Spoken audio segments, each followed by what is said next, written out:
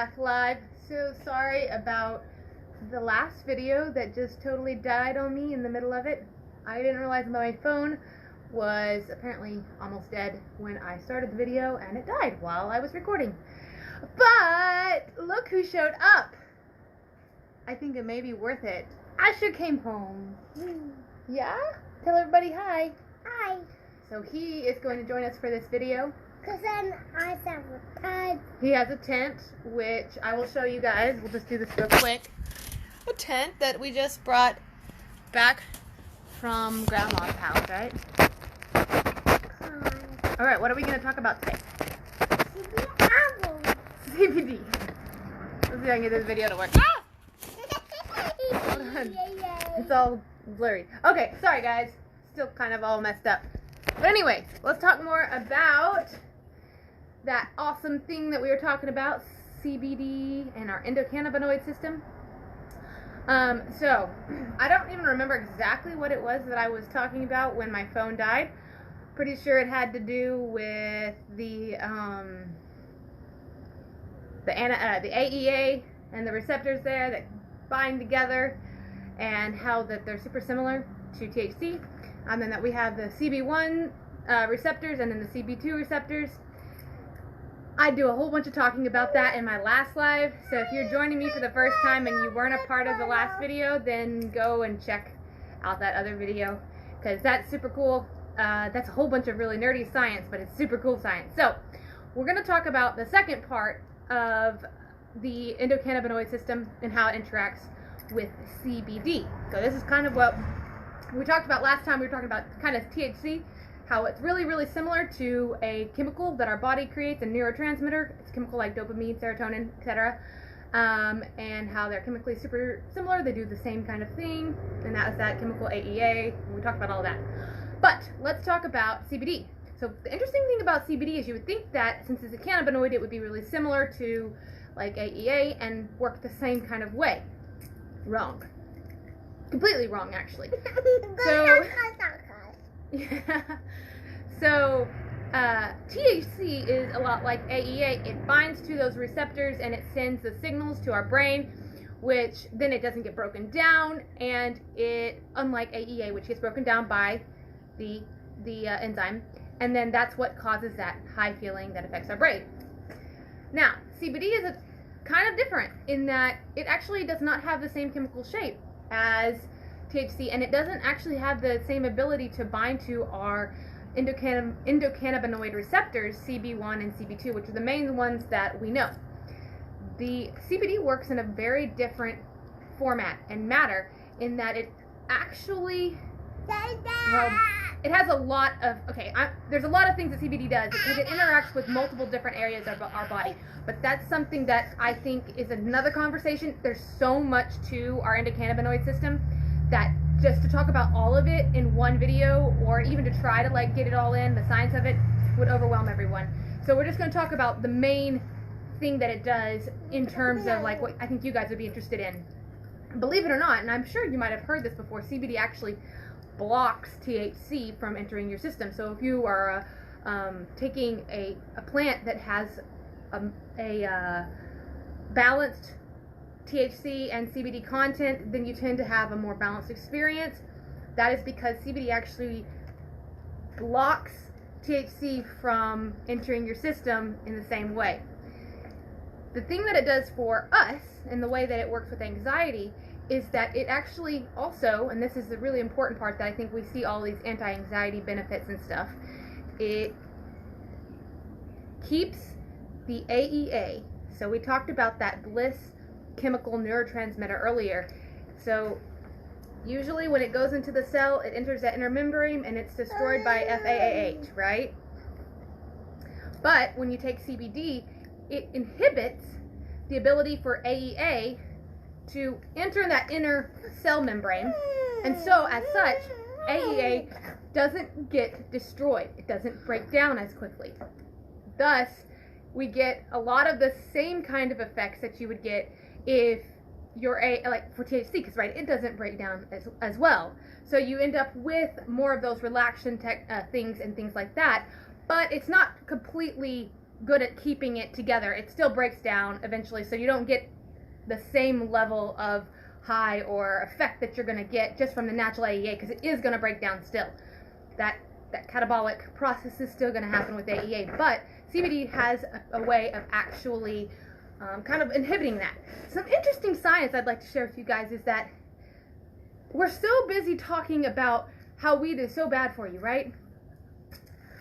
But there are tons of studies that have been done actually to create, since they discovered our endocannabanoid system, they have done a lot of studies to try and create FAAH inhibitors. Do you know what an inhibitor is? It literally, they're trying to create a drug that does exactly what CBD does. Keeps our AEA, cannabanoid, endocannabanoid from breaking down. And they've done a lot of different research, and they've put a lot of money in this. And it's a little bit maddening, actually, because the studies, all these ones that they're doing, all these drugs that they're trying to create to do this inhibiting thing that CBD does naturally with very little side effects. The last study that they did, or the biggest study that they did, it killed 5 people. Chemically, it was imbalance. I think they took too much of it or something like that. If I remember, it was they took a higher dose, and they think that is what caused the higher dose of this FAH inhibitor. Again, let me repeat. This is exactly what CBD does naturally with no side effects at all. You can't die from consuming CBD. You can't die from consuming weed. And yet we're spending tons of money doing research to create a drug to inhibit FAAH when you can just take CBD. But we have CBD, we have weed as a class 1 drug. Like, the mind-boggling lies that I feel like people are living by is just, it just blows my mind. Like, I can't. Sorry, guys. I can't. So, I'm going to go back because there's 2 different things. It doesn't just help with your brain. So, I talked about those 2 receptors. So, CBD and THC, they both affect your body in so many different ways. And this is not just in your brain, like getting high. We have receptors throughout our entire body. We have CB1 receptors and we have CB2 receptors. These, again, I'm going to remind you, since I know a lot of you guys are here, I'm seeing new people. We have an endocannabanoid system. Go research it. Endocannabanoids are neurotransmitters that work to keep our body in homeostasis.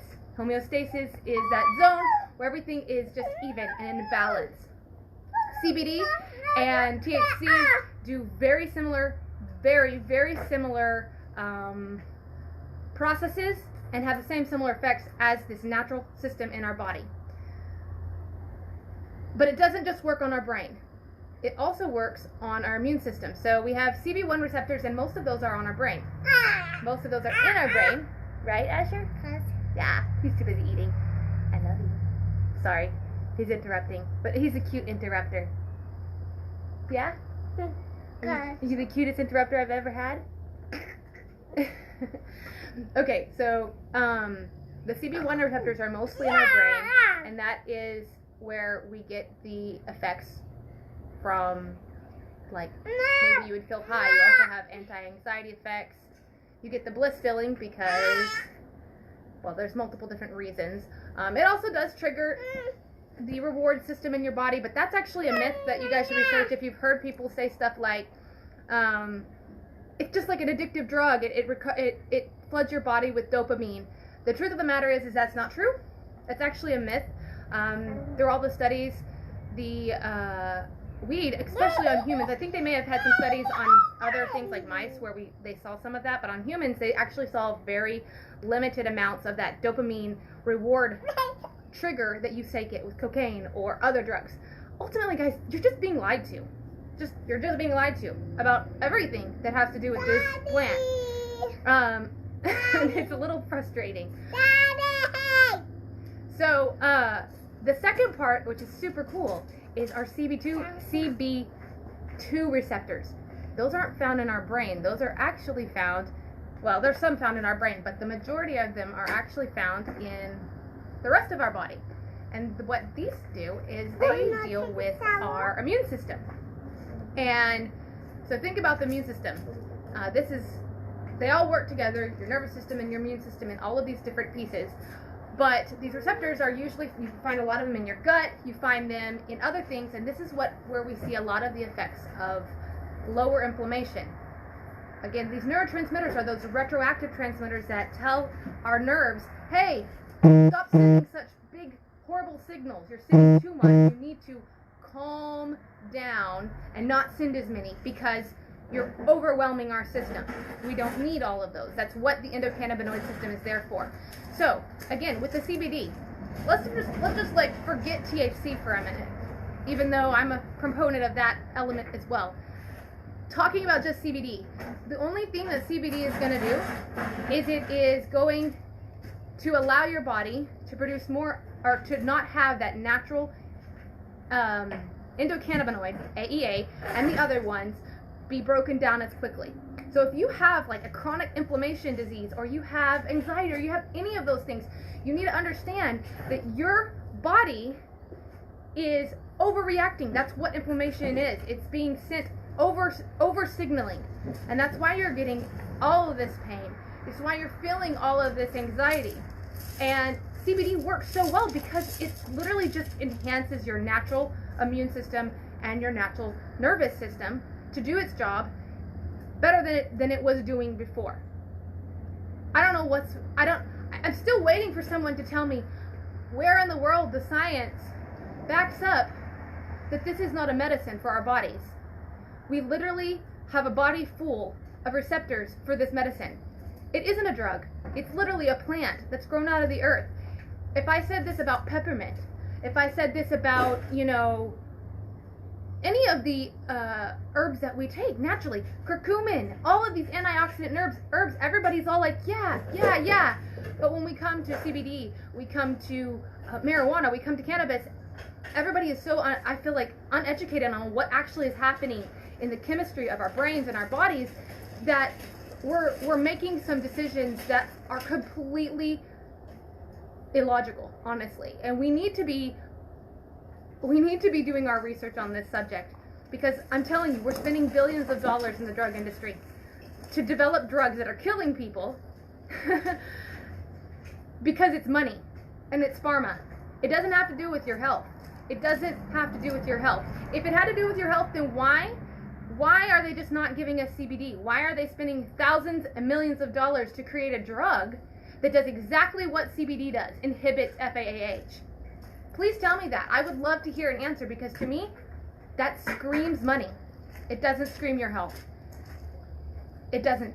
It just doesn't. And you know what's even sadder is, because of the fact that we have all these legality problems, cannabis has tons other cannabanoids that we don't even have any research on. Nothing. The only ones we're really doing research on are CBD and THC. Seriously. But they have, I don't know, hundreds, and they all have different effects on our bodies. What are they even doing? What if they are the reason that CBD works? What if it, there's just too many questions. There's too many questions with not enough answers and not enough research, because first of all, people aren't asking the right questions. And second of all, this whole legality thing that we have going on is keeping us from asking these questions. You can't do research on marijuana unless you are you have to have approval by the, what is it? The drug abuse. I'll drop a link of what you have to do to even do a study on marijuana, because it's a Schedule 1 drug. Do you understand? Schedule 1 drug is worse than meth in terms of legal issues. Are you kidding me? You've got to be kidding me that we have this as a Schedule 1 federally Schedule 1 drug. So I'm here. I use CBD every day in my life. It has done amazing things for me, amazing things for my family. I see it work on everything from a sunburn to a wound to anxiety relief to all of these different things, and it doesn't have these negative side effects. And yet we're still busy blowing all of our money on pharmaceutical drugs and telling people to take antidepressants that it's known destroy your liver, is known that just are not helping people. But you can't get hired at a hospital if you smoke or if you consume, not even smoke, if you consume any kind of medical marijuana, that's the rule here at the Little Rock Hospital in Arkansas. If you have any test positive for it, even though it's medically legal here, you won't get a job at the hospital. But you can be on all the other drugs that are killing you and do have known side effects, psychotic side effects. Ugh, drives me insane. I can't hardly handle it. So guys, I ask you, go do some research on your own. I'm going to keep posting stuff because there is so much for me to share with you guys. It doesn't end here. This is only the beginning. This is only with a tiny bit of research and what I have found. Please, do your research. Let's destigmatize this plant at the very least so that we can do more research on it, so that we're not blowing more money on drugs that kill people. I'm sorry. That's my little spiel for the day. If you have any questions, leave a comment below. I'll make a video about it. I'll do the research for you guys. I'll bring it to you. Just let me know what you want to know. This is the thing that I nerd out on. I love it. I spend hours researching it just because I enjoy understanding neuroscience and what's going on in our bodies. Thank you guys for watching. Until next time, I'm sure I'll have something else to bring to you. You're like a circle that floats around me, keeping me safe and sound.